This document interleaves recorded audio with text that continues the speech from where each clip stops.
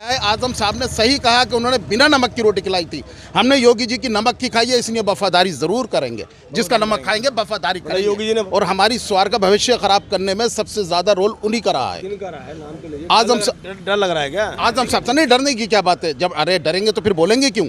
बोलेंगे। टिकट हुआ है, पार्टी का आदमी है। विधायक बनने के बाद में इंशाअल्लाह अल्लाह ने चाहा तो चामुखी विकास होगा, एक तरफा विकास होगा। गाड़ी जा रही थी तो उसमें बैरियल गिरा दिया तो आजम खान ने तुरंत उसे जेल भिजवा दिया था। तो अपने बच्चे का भविष्य जेल में है तो खराब है, दूसरे का बच्चा जाए तो खराब नहीं है। अब्दुल्ला आजम में ऐसे क्या कीड़े थे? भाई इन्होंने हमारे साथ खेल खेल रहे हैं, ये बेर बेर लड़ रहे हैं, बेर बेर इस्तीफा दे रहे हैं, कोई काम नहीं करके दे रहे हैं। स्वार के अंदर इस समय आज 5 तारीख हो चुकी है और 2-3 दिन बाद ही चुनाव प्रचार भी थम जाएगा, लेकिन माहौल भी गर्म है। माहौल हम यूँ गर्म कर सकते हैं क्योंकि उत्तर प्रदेश के अंदर 2 जगहों पर निकाय चुनाव है और दोनों जगहों पर सबसे ज़्यादा प्रतिष्ठित है रामपुर की स्वार टांडा की। आखिरकार शफीक अंसारी और अनुराधा में से जनता चुनेगी तो किसे चुनेगी? बात करेंगे इसी को लेकर के कि जनता का रुख किस ओर है। क्या वाकई में अनुराधा चौहान साइकिल पर चली जाएंगी या फिर शफीक अंसारी का कप प्लेट फिर दौड़ जाएगा? मुझे फिर दौड़ने की बात इसलिए कहना पड़ रहा है कि कल जो मतदान हुआ है, बताया जाता है कि यहाँ पर जो अपने दल की प्रत्याशी रही हैं शफीक अंसारी की पत्नी, उनकी लहर दौड़ी है, जैसे कि हमारी लोगों से बात हुई थी। बहरहाल अभी उसी शफीक अंसारी का चुनाव रह गया, उसी मुद्दे पर हम बात कर लेते हैं। क्या नाम है आपका? मेरा नाम अजीज़ मियाँ।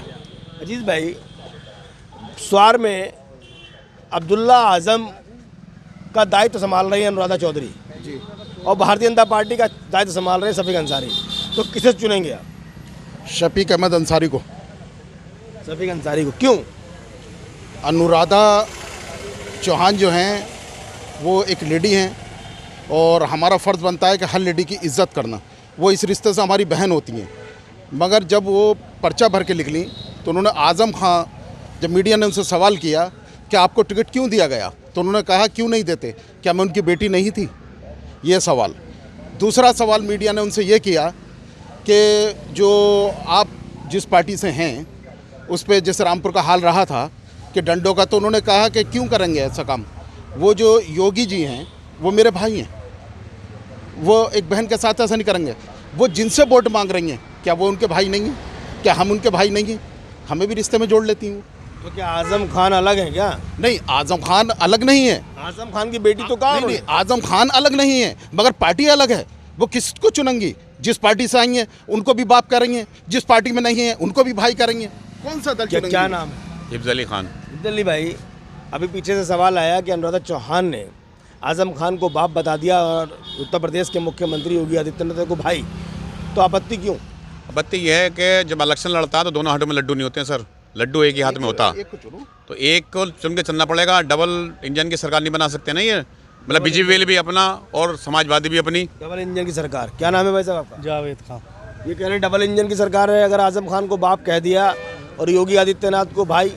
नहीं, चलिए वो तो एक अलग मुद्दे हैं। हम तो विकास के मुद्दे की बात करते हैं कि हमारे क्षेत्र का जो इस समय टिकट मिला है शफीक अहमद अंसारी साहब को, ये पसमानदा मुस्लिम समाज से आते हैं और इन्हें क्षेत्र में इतनी नॉलेज, इतनी पहचान है कि ग्राम पंचायत स्तर पर अगर पूछें तो इस स्वार टांडा में लगभग 110 या 12 के आसपास ग्राम पंचायतें आती हैं, जिसमें समथिंग 150 के आसपास रोजगार सेवक भी आते हैं। अधिकतर उनकी यही समस्या रहती है कि कहीं पे कीचड़ हो रही है, कहीं पे नाली नहीं है, कहीं पे ये नहीं है। इस समय टिकट हुआ है, पार्टी का आदमी है। विधायक बनने के बाद में इंशाअल्लाह अल्लाह ने चाहा तो चामुखी विकास होगा, एक तरफा विकास होगा। कहाँ के रहने वाले हैं? मेरा तो ये बराबर में गांव पड़ता है हरदासपुर कोटरा, मैं तो वहाँ से हूँ। विधानसभा ही मेरी अलग है, बाकी मैं तन मन धन से शफीक अहमद साहब के साथ लगा हुआ हूँ और मेरे इधर रिश्तेदार काफ़ी लोग हैं, मैं उनसे सबके साथ लड़ाने आए हैं चुनाव इधर। क्या नाम भाई? मेरा नाम मोहम्मद शाहिद। शाहिद जी। अच्छा, सब लोग शफीक अंसारी की, हमने कई लोगों से बात की, कह रहे हैं, तो अब्दुल्ला आजम में ऐसे क्या कीड़े थे? भाई इन्होंने हमारे साथ खेल खेल रहे हैं, ये बेर बेर लड़ रहे हैं, बेर बेर इस्तीफा दे रहे हैं, कोई काम नहीं करके दे रहे। शफीक अहमद अंसारी स्वार टांडा के लिए ऐसा नुमाइंदा पैदा हो गया, अल्लाह ने पैदा कर दिया है कि गरीबों को, अमीरों को, सबको मान सम्मान देते हैं और सबका काम कराते हैं। कोई भी इनके धोरे से आता तो मायूस नहीं जाता।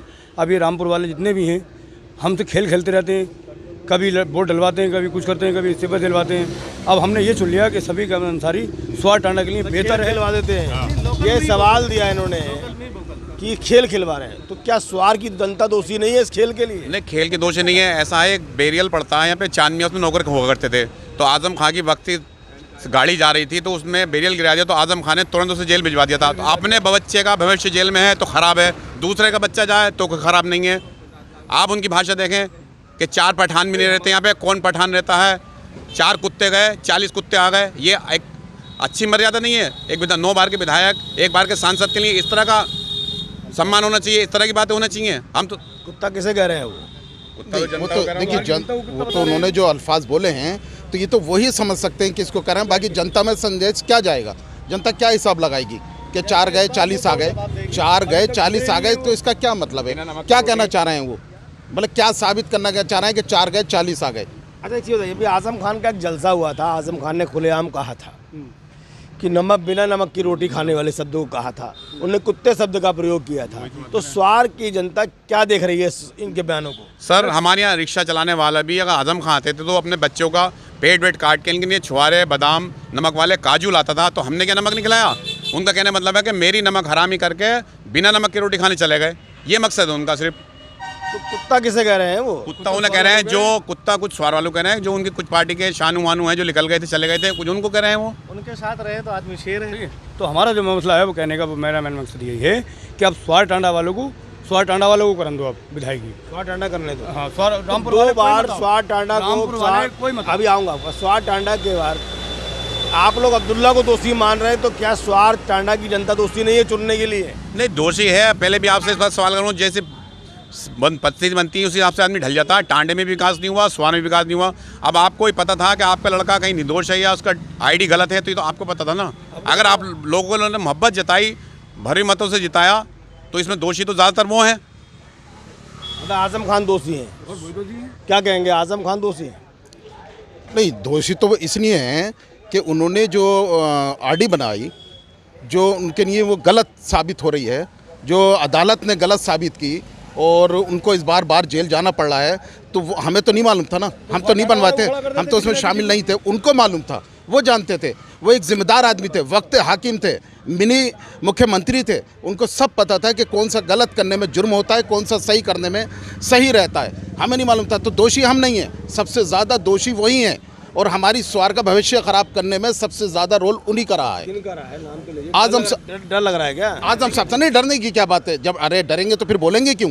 बोलेंगे ही नहीं। और फिर देखिए साहब, ये तो हिंदुस्तान है, आज़ाद है, जमहूरियत है, इसमें हर आदमी को अपनी बात बोलने का अधिकार है। देखिए योगी साहब बेहतरीन काम करते हैं, मोदी साहब बेहतरीन काम करते हैं, उन्होंने कॉलोनी दी, तो भेदभाव नहीं, मुसलमान को भी कॉलोनी मिली और हमने उनका नमक खाया है। आजम साहब ने सही कहा कि उन्होंने बिना नमक की रोटी खिलाई थी, हमने योगी जी की नमक की खाई है, इसलिए वफादारी जरूर करेंगे। जिसका नमक खाएंगे वफादारी करेंगे। योगी जी ने भरोसा किया है मुसलमानों पर, तो मुसलमान बिल्कुल वफादारी उन्होंने की। और अनुप्रिया पटेल जो बहन ने हमारे ऊपर एहसान किया है, जो हमारे मुस्लिम कैंडिडेट को चुना है, हमारा भी फ़र्ज़ बनता है कि हम वो हक अदा करें। और अगर अदा नहीं करेंगे तो हम नमक हराम वहाँ कहलाए जाएंगे, ना कि आजम खां की रोटी खा के नमक हराम नहीं कहलाए जाएंगे। वो हमारे थे, मुस्लिम कैंडिडेट थे, कोई फ़र्क नहीं पड़ता। इस वजह से फ़र्क वहाँ पड़ता है जब दूसरा आदमी हम पे भरोसा जताए जो दूसरी पक्ष का हो और हम उसका नमक का जस ना दिखाएं, तो हम नमक हरामी वो कह सकते हैं हमें, क्योंकि हम नमक खा के नमक हरामीपन करेंगे, क्योंकि नमक अभी भी कुछ टाइम पहले बटा था। ये त्रस्वार की पब्लिक थी जो कह रही थी कि हमने इस बार बिना नमक की रोटी नहीं बल्कि नमक की रोटी खाई है, और योगी सरकार ने जो भाजपा है उनने हमें भरोसा किया है स्वार के मुसलमानों पे, तो इस नमक का कर्ज भी अदा करें। नमस्कार, मैं हूं रवि सक्सेना।